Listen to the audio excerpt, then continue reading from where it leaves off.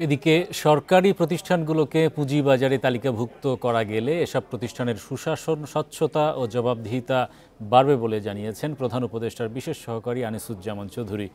Bundle থাকলে প্রতি সেনমানিতে টাকা বাঁচবে। বিকাশ সেনমানি বান্ডেল কিনে জিতুন প্রতি লেনদেনে। সরকারি মালিকানাধীন কোম্পানিগুলোকে পুঁজিবাজারে তালিকাভুক্তির বিষয়ে এক বৈঠকে এসব কথা বলেন তিনি।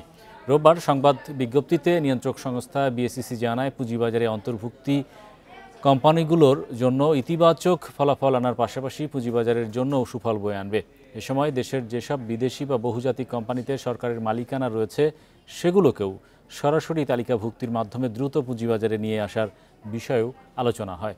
বৈঠকে বিএসইসি চেয়ারম্যান সহ বিভিন্ন মন্ত্রণালয় ও বিভাগের কর্মকর্তারা উপস্থিত ছিলেন।